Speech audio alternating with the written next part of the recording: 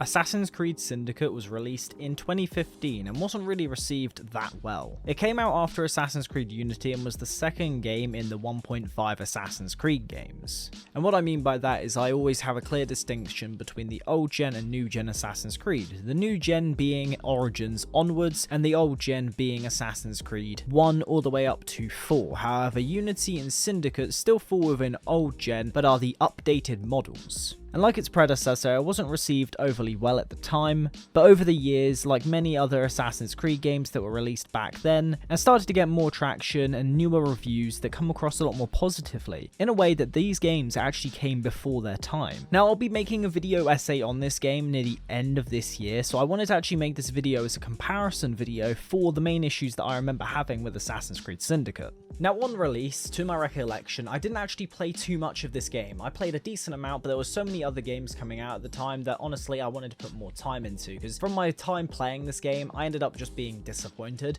Overall, I felt everything from the parkour system to one of the main characters just being underwhelming, so I just didn't really want to play it. So the main areas of criticism that I had for this game was that the parkour was just not that good when you consider it had Unity's parkour system. They gave us a grappling hook to make us feel like we're playing in Arkham City. Jacob Frye was probably one of the most unbearable characters in existence of the Assassin's Creed franchise. However, one thing that they actually did really well, in my opinion anyway, is that this was one of the first times that they actually called the assassins what they truly are, which was a group of terrorists doing things to enact what they believe to be the right thing. Now, this isn't me saying that the assassins necessarily were doing everything and they were bad the entire time. My simple thing for this was they added an extra layer onto the story and the Assassin's Creed plotline to make it feel a bit more realistic. So let's unpack those points, and we're going to start off with the parkour and the grappling hook in particular. And I do think the best way of starting this is going to be saying that it obviously came out after Unity, so it was going to be getting compared to what is considered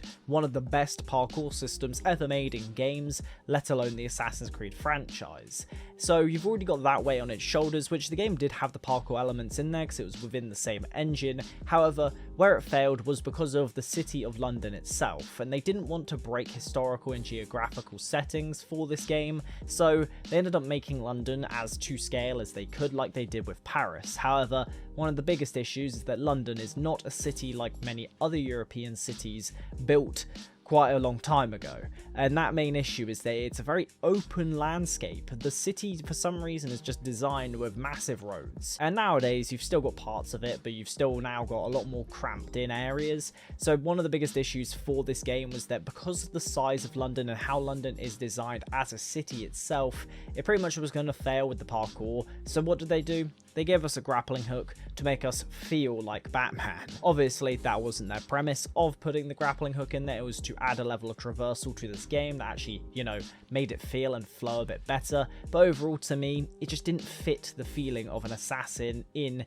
the world of Assassin's Creed. And the next big criticism that I remember having about this game was that Jacob just didn't feel like a deserving assassin. Now, what I mean by this is that he just wanted to do everything loud and effectively go against everything the Creed stood for over actually doing things the smart way and being stealthy and ensuring that no one who would be innocent would ever get hurt. He seemed unbearable, or at least to my recollection he was, and overall I'd rather have had Evie Frye as the main protagonist of this game and not even had to have dealt with the other character at all. Or, not have made him the comedic assassin character that they decided to have in there for some reason. It's almost as if Ubisoft didn't trust the idea of a female-led Assassin's Creed game. But that's just me.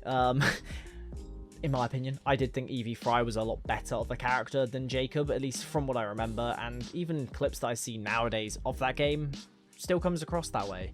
And it is a bit of a shame, because obviously we've already had the information out there from when it came to Odyssey's release, where Cassandra obviously was meant to be the main character the entire time and was later considered the main character, but they just didn't want to make her the only character playable. And to me, this seems like the same situation. I personally think that I wouldn't be surprised if the team originally started off with the idea that Evie Frye was going to be the assassin of this game, and then chose to add her brother in there as a second playable character, and this kind of took over the reins, and he became this goofball character that nobody really wanted. This is my recollection of it. Again, this video is purely for the purpose of later on down the line trying to recall back to this video, actually seeing if my opinion stands up as the same. And the last thing was definitely around the idea of assassins being called terrorists for one of the first times, if I'm correct in saying that. I think they were. And honestly, this is something that I actually really like, and when I get around to doing my full video essay, I will probably have a full point about and discuss this entire premise, because this is something that I actually do think was actually a really good call from Ubisoft, because it adds on the extra layer. And this is definitely true, because if you think about this game franchise as a whole, assassins effectively commit acts of terror and assassinate key political figures for their ideology, which would fall under terrorism. But it's almost as if we're kind of blinded from that idea and that viewpoint, because the game sets everything up as such a massive us versus them argument, and making the antagonists of pretty much every single Assassin's Creed game as evil as possible. Besides really Haytham Kenway, he's the only one that I would say a lot of people started to back behind some of his ideas, and showing that the Templars weren't that bad. So this was something that I remember and found myself thinking was at least decent to mention. Like I said, I'm going to be making a full video essay about this game later on this year. It's going to be one of the however many video essays I'm going to be doing this year, and honestly I can't wait to do it, because I always enjoy jumping back into old Assassin's Creed games, and this will be one that I haven't played all the way through, so it will definitely be a cool experience even if